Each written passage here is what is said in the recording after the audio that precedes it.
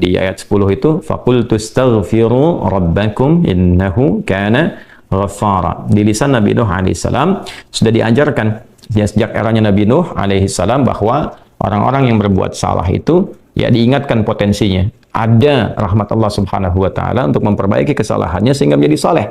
Ya, ini satu fitrah. Jadi di setiap era itu selalu percikan rahmat Allah itu diberikan kepada setiap hamba ya melalui utusan-utusan Allah. Di era-eranya ada rasul ya, ada nabi, kemudian rasul nabi berhenti ya dengan hadirnya Nabi Muhammad SAW dan wafatnya beliau, selesai era kenabian, selesai era kerasulan, maka semua petunjuk-petunjuk yang telah sempurna itu diteruskan oleh sahabat beliau dari kalangan ulama. Nanti kalangan ulama ini mengajarkan kepada ulama di generasi selanjutnya, di tabi'in, tabi'ut tabi'un, sampai kemudian kepada kita. Ya, ini pakemnya sudah ada. Jadi dalam diri kita ini boleh jadi setiap manusia itu kan tidak ada yang suci ya, kecuali para nabi dan rasul yang memiliki sifat maksum, dijaga dari kesalahan. Boleh jadi saya, Anda, kita berbuat satu kesalahan, tapi rahmat Allah menjadikan kita itu mendapatkan fitrah untuk memperbaiki itu. Nah, ini yang nggak dimiliki oleh setan. Setan itu salah ya salah, kan? Salah ya salah. Jadi ketika dia berusaha untuk mendapatkan rahmat Allah pun dengan taubat itu selalu terhambat dengan kesombongannya, istakbar itu. Ya, satu kali ditawari untuk bisa mendapatkan ampunan pun, ya lalu diberikan satu syarat untuk hormat kepada jasadnya Adam pun, kan, itu tetap kemudian dia abai. Sekali lagi saya ingatkan untuk menekankan bahwa kita ini tercipta sebagai manusia, bukan setan. Ya, sepanjang kita menyadari kita manusia dan berbuat salah, maka aktifkan sinyal taubat itu. Ya, sejak di era sebelumnya, bahkan di era Nabi Adam alaihissalam turun ke muka bumi, kemudian juga berkeluarga, ya risalah-risalah tentang taubat itu selalu kemudian disampaikan. Nah, di era Nabi Nuh alaihissalam, rasul pertama. Jadi kalau Adam itu nabi yang pertama, Nuh alaihissalam rasul yang pertama. Umatnya salah. Maka dengan kasih Allah Subhanahu wa taala diturunkanlah kemudian pengingat. Ya, lewat fitrah kemanusiaan ini, lewat Nabi Nuh alaihissalam disampaikan, faqultu astaghfiru rabbakum innahu kana ghaffara. Ya, maka aku tegaskan kepada kalian, istaghfiru rabbakum, cepat istighfar, cepat balik lagi, ambil kalimat-kalimat ampunan, ambil kalimat-kalimat taubat ya dari Allah Subhanahu wa taala, menggunakan Rabb tuh yang telah menciptamu, merawatmu, menyayangimu, mengingatkan. Jadi Rabb itu ada nilai-nilai rububiyah di dalamnya. Ya, ada sifat-sifat rububiyah. Ya, bukan sekedar mencipta, tapi juga merawat, memberikan perhatian, memberikan kebutuhan. Kalau dalam bahasa bebasnya Allah seakan ingin mengatakan, hei, aku kan yang cipta engkau, ya kan? Engkau berbuat salah, aku berikan kesempatan untuk saleh. Aku kirimkan di kalimat taubat, aku berikan kesempatan untuk memperbaiki diri. Kenapa engkau nggak ambil, ya kan? Ya, indah sekali gitu. Ya, aku ciptakan engkau salah, aku berikan jalan saleh. Kenapa ketika aku berikan jembatan untuk memperbaiki diri, engkau tidak ambil? Maka lewat Nabi Nuh alaihissalam sejak di era kerasulan pertama itu diingatkan sampai nanti puncaknya di era Nabi Muhammad sallallahu alaihi wasallam. Faqultu astaghfiru rabbakum innahu kana ghaffara. Kata Nabi Nuh alaihissalam, aku tegaskan, innahu kana ghaffara. Sungguh Allah Subhanahu wa taala itu telah menetapkan pada dirinya bahwa Ia Maha mengampuni seluruh dosa-dosa. Jadi ada ghafir, ya, ada ghaffar, ada ghafur, dan nanti dilekatkan dengan rahim pada puncaknya. Ya.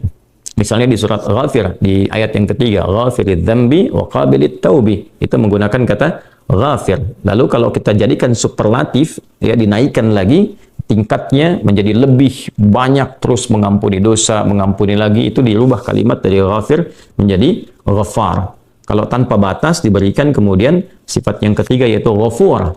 Ya, kalau hamba menyimpulkan apakah memang masih diterima, maka Allah turunkan puncaknya berupa sifat rahmatnya, rahim. Qul ya ibadiyalladzina asrafu ala anfusihim la taqnatu min rahmatillah. Innallaha yaghfiru dzunuba jami'a. Quran surah ke-39 ayat 53. Balik ke sini. Ya, jadi ini gambaran yang pertama. Sejak di era kenabian turun yang Al-A'raf ayat 23 itu Rabbana zalamna anfusana, kan Nabi Adam alaihissalam mendapatkan kalimat itu. Lalu di era Nabi Nuh alaihissalam sebagai rasul pertama diingatkan juga dengan potensi sifat-sifat kebaikan ini yang menjadikan manusia tertuntun untuk senantiasa berbuat baik. Lalu apa sifat rahmatnya? Ya, kalau kita kembalikan ke konstruksi Al-Baqarah ayat 37, tadi kan saya katakan di awal ya, Allah menegaskan seorang yang taubat ingin merubah dirinya dari salah menjadi saleh, bukan sekedar dituntun oleh Allah, tapi juga dipercikan kasih sayang Allah kepadanya. Rahmat Allah diberikan. Ya, kembali ke Quran surah kedua ayat 37 itu, fatalaqqa Adamu min rabbih kalimatin fataba alaihi innahu huwat tawwabur rahim. Jadi bukan tawwab saja, tapi rahim juga. Bukan sekedar Allah terima taubatnya, tapi kasih sayang Allah pun diberikan kepadanya. Nah, apa di antara jenis kasih sayang yang Allah berikan kepada seorang hamba yang mau taubat? Ya, maka diteruskan ayatnya sampai 12 di sini. Imam Al-Bukhari menyantumkan di sini sampai ayat 12. Yursilis samaa 'alaikum midrara wa yumdidkum bi amwalin wa banina wa yaj'al lakum jannatin wa yaj'al lakum anhara. Allahu akbar. Ya, justru di sini teman-teman sekalian, istighfar itu ya permohonan ampun kepada Allah Subhanahu wa taala, ya, permohonan rahmat Allah Subhanahu wa taala, kembali kepada Allah, mengoneksikan diri kita kepada yang Maha Baik. Itu di antara percikannya adalah mendapatkan lapangan kebaikan. Yursilis samaa 'alaikum bidrara. Ya, walaupun Anda mendapatkan kesulitan dalam berkehidupan, bahkan yang sifatnya luas ya secara sosial. Kalaupun tanahnya gersang, ya, kalaupun kemarau berkepanjangan, itu ternyata dengan satu daerah itu, satu desa itu, satu wilayah itu mengoneksikan diri mereka kepada Allah, beristighfar. Ini faedahnya istighfar. Dengan beristighfar kepada Allah, taubat dari maksiat, ternyata bisa mendatangkan rahmat bukan hanya untuk pribadinya, untuk satu wilayah. Ya, ini pelajaran dari Quran. Ya, Allah akan memberikan kesan begini, jangankan bagi setiap personalnya, setiap orangnya. Ya kan?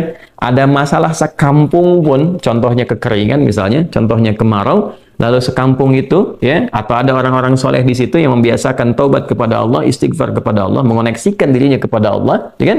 Itu luar biasa, percikan rahmat Allah. Ya, apa di antaranya? Yursilis sama ya 'alaikum midrara. Allah memerintahkan kepada langit itu untuk menurunkan hujan. Ya, dengan curah yang memberikan maslahat. Kemudian wa yumdidkum bi amwalin wa banina. Ya, lantas kemudian melapangkan kepada engkau urusan hartamu. Ya, bahkan memberkahi engkau dengan keturunan-keturunan yang baik. Jadi Masya Allah, ya, orang tua yang rajin istighfar, suami yang rajin istighfar, itu ternyata bukan sekedar menjadikan ia mendapatkan penerimaan taubat.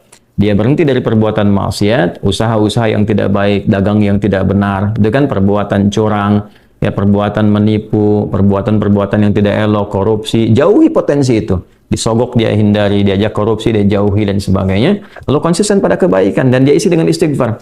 Astaghfirullahaladzim, astaghfirullahaladzim. Rabbana zalamna anfusana wa illam taghfir lana wa tarhamna lanakunanna minal khasirin. Dia konsisten pada kebaikan itu, wa yumdidkum bi amwal. Allah akan lapangkan dia pada harta-harta yang lebih berkah. Allahu akbar. Ya. Jadi diberikan kelapangan dulu pada dirinya, kemudian diberkahi hartanya. Jadi berapapun yang dia dapatkan, Allah berikan berkah padanya. Sehingga dia merasakan kebahagiaan dengan harta itu. Karena ada orang yang terasa seperti kelihatan banyak, tapi tidak menikmatinya. Ya, baik itu boros, baik itu merasa kayaknya banyak tapi nggak kepake. Ya, barang-barang habis beli ini lagi, tapi memuaskan nafsunya saja. Ya, temannya ngajak begini, dia harus terpaksa beli. Kadang-kadang ngutang, atau mungkin dia dapatkan sesuatu tapi jalan-jalan yang haram, jalan yang salah. Dia tidak menikmatinya, dan ini yang paling bahaya. Ya, ini yang paling bahaya. Lawan lapang kan sempit. Jadi hartanya kayak banyak, tapi menyempitkan kehidupan rumah tangganya.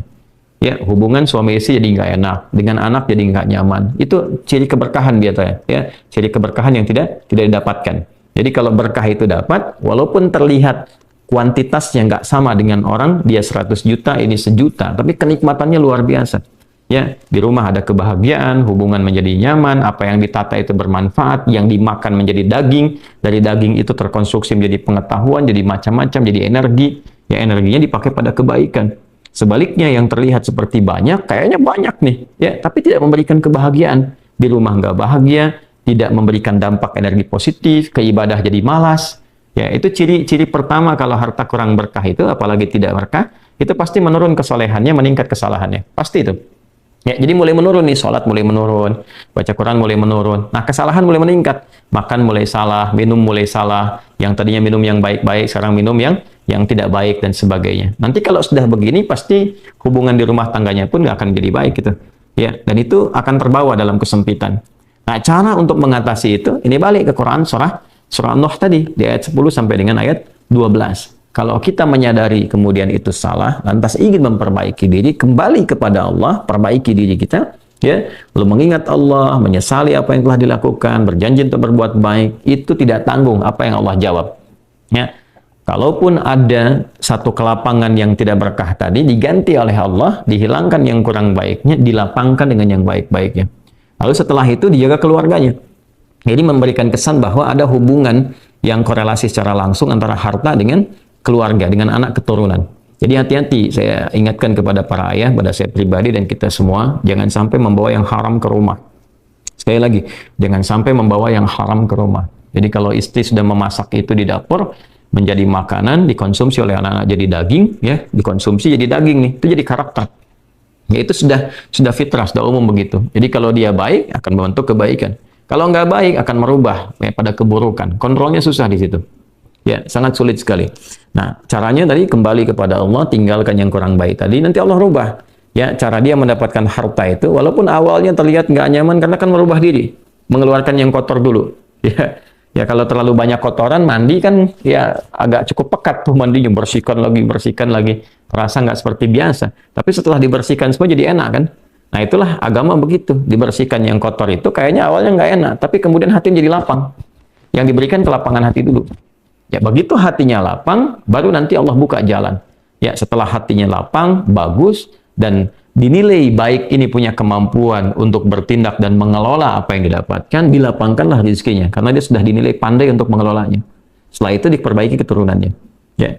Wa banina wa yaj'al lakum jannatin wa yaj'al lakum anhara. Bahkan setelah itu dibikin kaya lebih dari sebelumnya. Ya asetnya ditambah lagi, diberikan kenikmatan hidup, ya sampai dijaga hingga kembali kepada Allah Subhanahu wa taala. Itu faidah istighfar. Jadi kalau kita biasakan bertekad, berniat memperbaiki diri dari yang salah menjadi baik, itu Allah sudah berikan motivasi. Aku bukan hanya terima taubatmu, tapi aku rubah keadaan hidupmu lebih istimewa, lebih mahal nilainya dibandingkan dengan keadaan sebelumnya yang terlihat seperti fata morgana. Kemudian dikuatkan dengan Quran surah ketiga Ali Imran ayat 135 ya. Di sini disampaikan Allah Subhanahu wa taala berfirman, a'udzubillahi minasyaitonir rajim. Bismillahirrahmanirrahim. Walladzina idza fa'alu fahishatan aw zalamu anfusahum ini dzakarullaha fastaghfaru lidzunubihim. Wa may yaghfiru dzunuba illa Allah wa lam yusirru 'ala ma fa'alu wa hum ya'lamun. Di highlight di sini di firman Allah Subhanahu wa taala, dzakarullaha fastaghfaru lidzunubihim. Ya, yaitu orang-orang yang mendapatkan rahmat Allah Subhanahu wa taala itu. Jadi ini korelasinya dengan ayat 133. Jadi ayat 133 itu Allah Subhanahu wa taala berjanji bagi orang-orang yang menyegerakan istighfar. Jadi ingat dosa hari ini nih. Sekarang misalnya malam nih, kita ingat ada dosa yang dikerjakan. Lantas ketika ingat itu istighfar. Istighfar minta ampun sama Allah gitu kan. Itu menyegerakan sesuatu tanpa jeda disebut dengan sara'a. Ya, sara'a. Jadi ada sa'a, ada sara'a. Kalau sa'a itu menyegerakan sesuatu dengan persiapan. Ya, makanya besok nih ada Jumatan menggunakan sa'a. Fas'au bukan wasari'u. Ya, ya ayyuhalladzina amanu idza nudiya lis-salati min yaumil jumu'ati fas'au, bukan fasari'u. Fas'au itu Quran surah Al-Jumu'ah. Ya, Al-Jumu'ah di ayat yang keberapa? Ayat 9. Kan?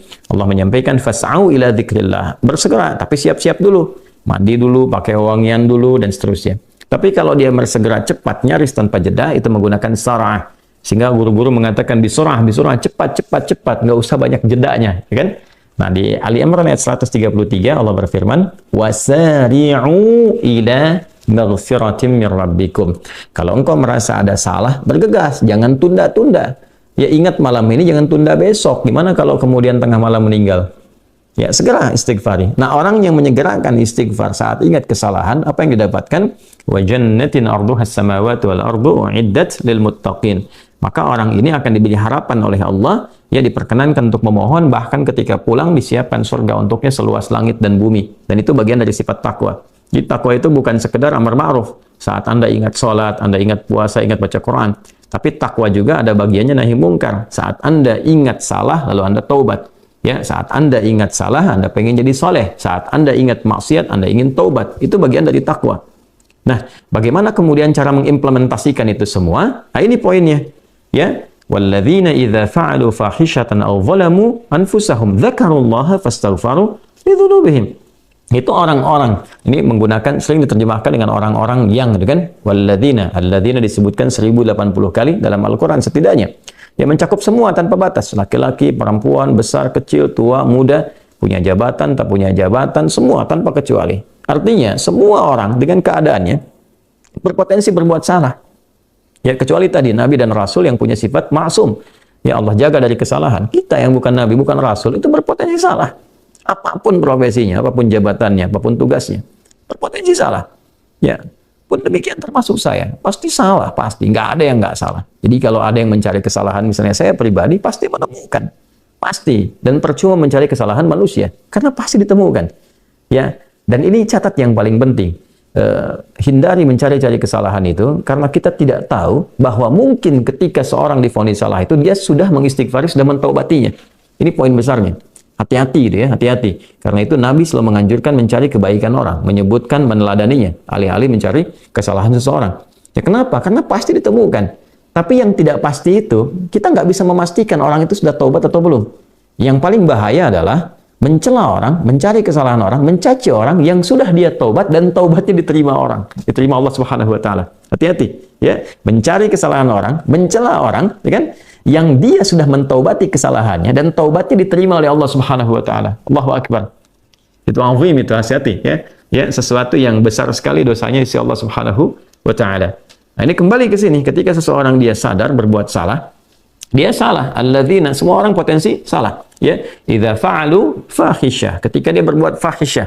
Ya, fahisyah itu pernah saya sampaikan ya, turunannya nanti fahsya namanya. Jadi sifat kesalahan yang muncul dari syahwat. Ya, mohon maaf, zina, pornografi, porno aksi, kata-kata jorok, kata-kata kotor dengan semua bentuknya.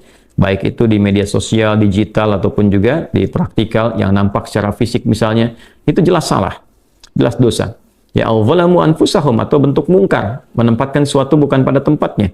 Ya, mohon maaf, ya, mencuri, merampok, membunuh, ya, korupsi, hoax dan sebagainya, itu zalim, perbuatan zalim. Nah, saat seseorang berpotensi salah, ya, dari fahsya dan mungkarnya, dia berbuat perbuatan dari dorongan syahwatnya atau mungkar, dari keinginan nafsu perut dan akalnya, dia berbuat yang salah, lalu zakarullah, dia ingat Allah. Nah, ini poinnya. Ini menarik sekali nih. Ini menarik sekali. Kok lanjutan ayatnya zakarullah? Bukan dia sadar bahwa dia itu telah berbuat salah. Kenapa zakarullah? Ini poinnya. Ya. Karena Allah ingin selalu menautkan sifat seorang hamba menjadi baik itu dengan rahmatnya. Ini poinnya. Jadi kalau bukan rahmat Allah Subhanahu wa taala, mustahil kita bisa mengarah pada kebaikan. Allahu akbar. Ya, lillah karena Allah. Lillah karena Allah. Ya, jadi orang-orang yang bertaubat dengan merasakan rahmat Allah itu beda. Dengan sekedar dia pengen memperbaiki, lain rasanya, lain. Ya, jadi kalimat zakarullah itu mahal sekali. Jadi ingin memberikan dampak kesadaran kepada kita bahwa Allah tuh nggak ninggalkan kamu. Ya, Allah tahu kamu salah, tapi sepanjang nyawa kamu belum sampai ke kerongkongan, kamu diberi potensi untuk taubat. Ayo taubat. Kan sering saya ungkapkan, Firaun saja, Firaunnya dikirimkan 2 nabi, Musa dan Harun. Ya, sebagai keadilan Allah, kasih Allah dan adilnya untuk memberikan hidayah. Ya, sampai titik puncak kan nyawanya di kerongkongan. Cuman sayang kan dia sendiri yang memilih untuk tidak mengambil hidayah itu. Sampai nyawanya di kerongkongan. Sampai tenggelam itu. Nah, itu sudah disampaikan informasinya, kisahnya, jejak sejarahnya sampai sekarang diabadikan supaya seluruh anak cucu Adam itu sadar jangan berbuat yang seperti itu. Ya, sekali lagi hanya setan yang tidak kenal taubat. Zakarullah, dia ingat Allah. Nah, sekarang tinggal kita mempelajari. Ketika ingat Allah itu apa yang harus dihadirkan? Tadi poinnya. Allah tawarkan kita bukan hanya sekedar jadi baik. Rahmat dibuka, kasih sayang dibuka, kelapangan hati dibuka. Ya. Ya, makanya saya barangkali juga ingin menekankan materi-materi semacam ini, yaitu penting untuk disampaikan. Ya, kepada saudara-saudari kita barangkali yang sekarang dengan kasih sayang Allah itu ya diisolasi di satu tempat seperti lapas misalnya, lembaga permasyarakatan. Boleh jadi itu kasih Allah untuk diperbaiki sehingga dia konsisten bisa berbuat baik saja di dalam, ya, terjaga dari perbuatan-perbuatan di luar, dikontrol supaya bisa kembali pada jalan yang baik. Dia bisa di dalam, bisa memperbaiki diri, istighfarnya enak, bisa ngaji, kadang ketemu ke masjid dan sebagainya. Kalau ini dimanfaatkan dengan baik, Allahu Akbar, Allah kasih kelapangan. Ya, walaupun mungkin tinggal di tempat yang sempit, terasa kemudian dibatasi dengan sel-sel, tapi hatinya lapang, itu luas, megah, dan jadi nikmat. Ya, orang butuh waktu untuk menghafal, butuh suasana. Anda punya tempat yang cukup ideal untuk menghafal Quran, memperbaiki diri, dan fikihnya ada kan? Dan Dan sangat jelas sekali kenapa di antara kisahnya Nabi Yusuf alaihissalam ya diizinkan oleh Allah untuk masuk ke dalam ruang itu untuk memberikan sebuah pencerahan sehingga menemukan modelnya. Ini model orang salah yang mau jadi saleh. Bahkan setelah itu dia keluar dan diangkat jadi pembantunya raja, kan pada masa itu asisten rumah tangganya raja. Naik gitu dari sosok yang salah ya, kemudian dia tobat mengambil petunjuk dari Nabi Yusuf alaihissalam, dia berubah jadi orang hebat setelah itu. Ya, jadi asisten rumah tangganya raja. Itu luar biasa gitu. Ya, tapi yang memilih kemudian untuk jalan-jalan keburukan tetap bertahan di dalamnya, selesai gitu. Ya, ini tawaran sesuatu yang indah. Ya, bahkan ada juga yang terakhir ini yang paling luar biasa. Orang yang sudah mendapatkan ancaman hukuman, ya sampai kemudian juga mengakhiri kehidupannya, tapi dia mau bertobat. Ya, maka dia bisa mengakhiri kehidupannya itu dengan apa yang telah ditetapkan. Misalnya, kan kita nggak tahu garis takdir itu bagaimana. Ya. Wallahu alam, tiba kemudian manusia memberikan hukuman, tapi Allah dengan kehendaknya merubah itu semua, bisa berubah. Ya, tapi kemudian kalau itu bersamaan dengan takdir yang telah Allah tetapkan, dia menjadi baik. Jadi di Islam itu selalu ada solusi. Selalu ada solusi dan pedomannya mengantarkan pada kebahagiaan.